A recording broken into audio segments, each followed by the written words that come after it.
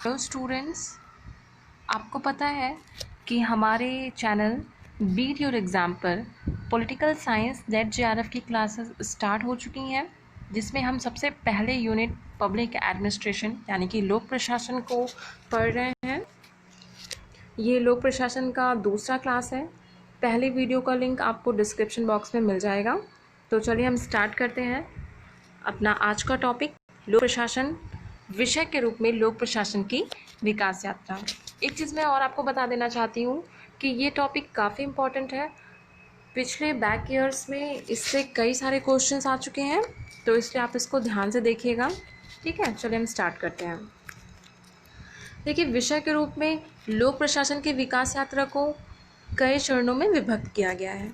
तो जो पहला चरण है वो है 1887 से 1926 तक माना जाता है। लोक प्रशासन की शैक्षिक यात्रा का प्रारंभ 1887 से माना जाता है। इसी वर्ष यूएसए के प्रिंसटन विश्वविद्यालय में राजनीति विज्ञान के प्राध्यापक वुड्रो विल्सन ने पॉलिटिकल साइंस क्वार्टरली नामक शैक्षिक पत्रिका में द स्टडी ऑफ एडमिनिस्ट्रेशन लेख लिखा। ठीक है, और प्रोफेसर वॉल्डो ने विल्सन को शास्त्र के रूप में लोक प्रशासन का जन्मदाता कहा है। एक चीज़ हम आपको और बता देना चाहते हैं कि विल्सन जो थे उन्होंने प्रशासन को एक विज्ञान माना है। ठीक है, और अपने लेख में राजनीति और प्रशासन के बीच अलगाव को बहुत ही स्पष्ट रूप में उन्होंने बताया है। ठीक है, विल्सन के अनुसार राजनीति को प्रशासन से अलग रहना चाहिए। इसी को राजनीति प्रशासन द्विविभाजन भी कहते हैं। एक क्वेश्चन और भी पूछा गया एग्जाम में कई बार कि राजनीति प्रशासन द्विविभाजन काल कौन सा है। ठीक है, तो आप उसको भी ध्यान रखिएगा। विल्सन का मत है कि प्रशासन राजनीति के क्षेत्र से बाहर है। क्योंकि प्रशासन का जो मुख्य कार्य है वो राजनीतिज्ञों द्वारा निर्मित संविधान, कानून एवं नीतियों का क्रियान्वयन करना है। ठीक है, राजनीति प्रशासन द्विविभाजन के साथ फ्रैंक गुडनाउ का भी नाम जुड़ा हुआ है। इनकी एक फेमस बुक है राजनीति तथा प्रशासन यानी कि पॉलिटिक्स एंड एडमिनिस्ट्रेशन, जो कि 1900 में आई है। ये काफ़ी इंपॉर्टेंट बुक है। इन्होंने भी राजनीति और प्रशासन में अच्छे से अंतर स्पष्ट किया है। और फ्रैंक गुडनाउ जो थे वो विल्सन के विचारों को आगे बढ़ाने का काम किए हैं। तो अब एक बार हम थॉरली देख लेते हैं कि प्रथम चरण में मुख्य मुख्य बातें क्या हैं। तो पहला ये है कि प्रशासन को विज्ञान माना गया है। दूसरा, प्रशासन एवं राजनीति द्विविभाजन काल है। तीसरा एक चीज़ और कि फ्रैंक गुडनाउ को अमेरिकी लोक प्रशासन का जनक कहा जाता है। ये काफ़ी इंपॉर्टेंट है, आप इसको नोट कर लीजिएगा। ठीक है, तो ये मुख्य बातें थी प्रथम चरण की। अब हम आते हैं दूसरे चरण पे। दूसरा चरण का जो प्रारंभ है वो 1927 से 37 तक माना जाता है। इस चरण का प्रारंभ W.F. विलोवी की बुक प्रशासन के सिद्धांत यानी कि प्रिंसिपल ऑफ एडमिनिस्ट्रेशन के प्रकाशन से माना जाता है। ये भी काफ़ी इंपॉर्टेंट बुक है, तो आप प्लीज़ इसको नोट कर लीजिएगा। ये 1927 में आई है, क्योंकि कई बार ईयर्स भी पूछे गए हैं, तो आप लोग बाय डेट बुक को याद करिए। लोक प्रशासन के विकास में के इस चरण में लूथर गुलिक एवं लिंडल उर्विक का भी विशेष योगदान है, क्योंकि इनके द्वारा एक बुक लाई गई थी, paper on the science of administration, जो कि लोक प्रशासन की प्रतिष्ठा को चरम बिंदु तक पहुंचाने में बहुत हेल्प की थी। ठीक है, और ये जो paper on the science of administration है ये 1937 में आई है, तो आप इसको भी नोट कर लीजिएगा क्योंकि ये भी क्वेश्चन आ चुका है। ठीक है, इन्होंने प्रशासन के 7 सिद्धांत बताए जिसको पोस्टकॉर्ब का नाम दिया है। इस चरण में विद्वानों की यह मान्यता रही कि प्रशासन के कुछ सिद्धांत हैं, अतः यह एक विज्ञान है, इसलिए इसके आगे लोग नहीं लगाना चाहिए। ठीक है, इस काल के जो विद्वान थे उनके अनुसार कि प्रशासन के कुछ निश्चित सिद्धांत होते हैं जो सामान्यतः उसी प्रकार लागू होते हैं जिस प्रकार किसी विज्ञान में सिद्धांत लागू होते हैं। तो इस काल में जो इम्पोर्टेंट चीज़ें थी वो ये थी कि प्रशासन के सिद्धांत, ठीक है, प्रशासन का इसमें जो सिद्धांत लाया गया इस काल में, और प्रशासन को विज्ञान माना गया। ठीक है, अब हम आते हैं तीसरे चरण में। और तीसरा चरण जो है वो 1937 से 47 तक माना जाता है। इस चरण में प्रशासन से संबंधित सिद्धांतों की लोकप्रियता होने के बावजूद इन्हें गंभीर चुनौतियों और आलोचनाओं का शिकार होना पड़ा। क्यों? क्योंकि 1937 में चेस्टर बर्नार्ड की एक बुक आती है, फंक्शन ऑफ एग्जीक्यूटिव। ठीक है, वे स्वयं एक प्रशासनिक अधिकारी थे, लेकिन उन्होंने क्या किया, अपनी इस बुक में प्रशासन के सिद्धांत का कहीं भी वर्णन किया ही नहीं। ठीक है, बल्कि उसकी उपेक्षा कर दी। तो इससे जो लोक प्रशासन के अध्येताएं थे उनमें काफ़ी सारी निराशा आ गई। और एक काम और हुआ कि हर्बर्ट साइमन, इन्होंने 1946 में अपना एक लेख प्रकाशित किया, जिसमें इन्होंने कहा कि प्रशासन के जो सिद्धांत हैं वो मुहावरे हैं, प्रकृतिवादी भ्रम है, किंवदंतियाँ हैं। ठीक है, ये भी क्वेश्चन आया है, तो आप इसको प्लीज़ नोट कर लीजिएगा कि किसने प्रशासनिक सिद्धांतों को मुहावरे कहा है। तो साइमन, और किसमें, प्रोवर्ब्स ऑफ एडमिनिस्ट्रेशन में।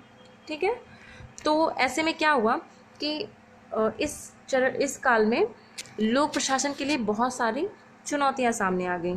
क्यों चुनौतियां आ गई? क्योंकि इस समय के जो प्रशासनिक अधिकारी थे या जो विद्वान थे दूसरे विषयों के, उन्होंने क्या कहा कि प्रशासन और राजनीति को कभी पृथक किया ही नहीं जा सकता है। ठीक, जैसा कि इससे पहले के दोनों चरणों में कहा गया कि प्रशासन और राजनीति अलग अलग है, तो इन्होंने इस आधार पर इसकी आलोचना की। दूसरा, कि प्रशासन का कोई सार्वभौमिक सिद्धांत हो ही नहीं सकता, जैसे कि उर्विक गुलिक ने क्या किया कि प्रशासन के 7 सिद्धांत, जिसको पोस्टकॉर्ड नाम देकर के उन्होंने सार्वभौमिक बनाने की कोशिश की, पर इन लोगों ने उसे सरासर नकार दिया। इनके अनुसार कि प्रशासन का कोई भी सार्वभौमिक सिद्धांत हो ही नहीं सकता। ठीक है, और साइमन और बर्नार्ड की जो बुक है उससे जो इनको प्रॉब्लम हुई वो तो हुई ही, साथ में क्या हुआ कि सिद्धांतों की उपेक्षा की गई। साइमन ने लोक प्रशासन को वैज्ञानिक स्वरूप देने के लिए निर्णय निर्माण प्रक्रिया पर अधिक बल दिया। ठीक है, नेक्स्ट पॉइंट जो है वो ये है कि प्रशासन के सिद्धांतों को वैज्ञानिक वैधता एवं सार्वभौमिक प्रासंगिकता की कमी के आधार पर खंडन किया गया। ठीक है, तो तीसरा काल इनके लिए काफ़ी चुनौती भरा रहा। क्यों? क्योंकि प्रशासन और राजनीति के पृथक्करण को अस्वीकार कर दिया गया, और ये भी कहा गया कि प्रशासन का कोई सार्वभौमिक सिद्धांत नहीं हो सकता। ठीक, अब स्टार्ट होता है लोक प्रशासन का चतुर्थ चरण, जो कि 1948 से 1770 तक है। ठीक है, तृतीय चरण में राजनीति प्रशासन विभाजन एवं प्रशासन के सिद्धांत को अस्वीकार कर दिया गया, तो लोक प्रशासन के समक्ष पहचान का संकट ही उत्पन्न हो गया। ठीक है, और ऐसे में जो शास्त्रीय विचारधारा थी वो भी क्या हो रही थी, अविश्वसनीय सिद्ध हो रही थी, क्योंकि उनकी भी कोई सिद्धांत, कोई भी जो उन्होंने रखा था वो सब चीज़ें सही नहीं मानी जा रही थी, लोग उनका मजाक उड़ा रहे थे। तो ये जो टाइम था ये काफ़ी मुश्किलों भरा था उस समय के विद्वानों के लिए। तो कुछ विद्वानों ने क्या किया, लोक प्रशासन से पुनः राजनीति विज्ञान में वापस चले गए। क्यों? क्योंकि लोक प्रशासन विषय का उद्भव राजनीति विज्ञान से पृथक होकर ही हुआ था। ठीक है, और कुछ लेखकों ने दलील दी कि प्रशासन तो प्रशासन होता है, भले ही कोई भी परिवेश हो, लोक प्रशासन एवं व्यापार प्रबंधनी मिलकर लोक प्रशासन एवं निजी क्षेत्र के बीच भिन्नता को अस्वीकार कर दिया। ठीक है, अब चूंकि बहुत सारी चुनौतियां और बहुत सारे आलोचनाओं का शिकार हो रहे थे वो विद्वान उस समय इन लोक प्रशासन, तो इन्होंने क्या किया कि लोक प्रशासन में नए नए खोज शुरू कर दिए, नए नए दृष्टिकोण अपनाना प्रारंभ कर दिया। तो ऐसे में लोक प्रशासन में कई सारे बदलाव हुए चौथे चरण में। ठीक है, वो कौन कौन से हैं उसको भी आप देख लीजिए कि तुलनात्मक लोक प्रशासन का विकास इसी चरण से प्रारंभ हुआ। दूसरा, रिक्स लिखा है, ये रॉन्ग है, रिक्स। ठीक है, रिक्स के द्वारा लोक प्रशासन के अध्ययन में परिवेशीय दृष्टिकोण को अपना लिया गया। तीसरा, नवीन लोक प्रशासन का विकास प्रारंभ हो गया। विसेंट और स्ट्रोम ने लोकचयन दृष्टिकोण को भी अपना लिया। ठीक है, लोक प्रशासन एवं राजनीति विज्ञान के पारस्परिक संबंधों पर फिर से जोर दिया जाने लगा। Chris Argyris, Douglas McGregor, Rensis Likert, Warren Bennis, Abraham Maslow एवं कई सारे वैज्ञानिकों द्वारा मानव संबंधी दृष्टिकोण का प्रारंभ कर दिया गया। ठीक है, तो ये सारे नई दृष्टिकोण अपनाने की कोशिश शुरू हुई, और जिसके कारण क्या हुआ कि जो पांचवा चरण था, ठीक है, जो कि 1970 से लेके अब तक माना जाता है, इससे पांचवें चरण में लोक प्रशासन को परिपक्वता मिलने लगी। क्यों? क्योंकि तृतीय और चतुर्थ चरण में लोक प्रशासन को भीषण चुनौती, आलोचनाओं का सामना करना पड़ा था। चूँकि इतनी आलोचना होने के बाद उन विद्वानों के लिए भी एक चैलेंज था, तो उन्होंने नए दृष्टिकोण को अपनाना शुरू किया, नए तरीके खोजे। तो इस तरीके का कार्य उनके लिए क्या हुआ, वरदान साबित हुआ, और जो कि लोक प्रशासन के इस चरण में उसे परिपक्वता देने में बहुत ज़्यादा सहायक सिद्ध हुआ। ठीक है, तो पांचवा चरण की क्या महत्वपूर्ण बातें हैं उसको हम देख लेते हैं कि इसमें नए नए दृष्टिकोण विकसित हो गए। दूसरा, अंतर विषय दृष्टिकोण लोक प्रशासन में अपनाया जाने लगा। तीसरा, इस चरण में राजनीति प्रशासन विभाजन के विचार को पूर्णतः अस्वीकार कर दिया गया। ठीक है, ये बहुत इंपॉर्टेंट है, आप इसको ध्यान दीजिएगा, क्योंकि इससे राजनीति प्रशासन विभाजन से कई बार क्वेश्चन आए हैं। ठीक है, और फिर नेक्स्ट है कि विकास प्रशासन का भी प्रादुर्भाव हुआ। अब लोक प्रशासन में केवल पश्चिमी देशों के प्रशासन का अध्ययन नहीं होता, वरन साम्यवादी देश, एशिया, अफ्रीका एवं लैटिन अमेरिकी देशों का भी अध्ययन प्रारंभ हो गया। क्यों? क्योंकि इससे पहले जो लोक प्रशासन का अध्ययन का मुख्य केंद्र था वो अमेरिकी देश, यूरोप की कंट्रीज होते थे, लेकिन अब क्या हुआ, इसकी प्रासंगिकता बढ़ाने के लिए इसको क्या कर दिया गया, साम्यवादी देश पर भी अध्ययन प्रारंभ किया गया, एशिया, अफ्रीका, लैटिन अमेरिकी देशों पर भी अध्ययन प्रारंभ किया गया, और विकासशील देशों की पारिस्थितिकी अध्ययन को भी बढ़ावा दिया गया। ठीक है, तो अब हम एक चार्ट के थ्रू इसको समझेंगे, क्योंकि 2019 के पेपर में, क्वेश्चन पेपर में एक क्वेश्चन ऐसे आया था, आपको चार्ट दिया था, एक तरफ सिद्धांत दे दिया था, एक तरफ टाइम पीरियड दे दिया था, और आपको बताना था कि कौन सा चरण किस सिद्धांत का था। यानी कि लोक प्रशासन का राजनीति प्रशासन द्विभाजन काल कौन सा है, सिद्धांतों का स्वर्ण काल कौन सा है, आलोचनाओं और चुनौतियों का काल कौन सा है, ठीक है, स्वरूप की संकटावस्था का काल कौन सा है, और अंतर विषयी एवं परिपक्वता का काल कौन सा है। ठीक है, तो हम इसको एक बार देख लेते हैं थॉरली, और मेरे अकॉर्डिंग तो आपको इसको नोट कर लेना चाहिए।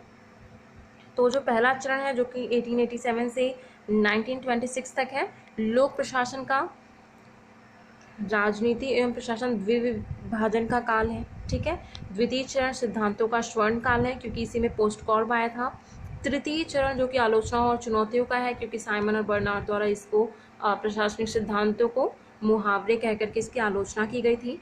चौथा जो काल है वो स्वरूप की संकटावस्था है। अब ऐसी स्थिति आ गई थी कि इन्हें नए नए दृष्टिकोण को अपनाना एक मजबूरी हो गया था, है ना, क्योंकि उनके स्वरूप की ही संकट, उनके स्वरूप पर ही संकट आ गया था। पांचवा जो काल है वो अंतर विषयी और परिपक्वता का काल है। ठीक है, तो मेरे ख्याल से आपको लोक प्रशासन की विकास यात्रा से लेकर के जो भी डाउट थे वो आज क्लियर हो गए होंगे, और अगर नहीं हुआ है तो प्लीज़ आप हमें अपने कमेंट्स के थ्रू बताइएगा, और इसको अच्छे से समझिएगा, क्योंकि ये काफ़ी इंपॉर्टेंट टॉपिक है।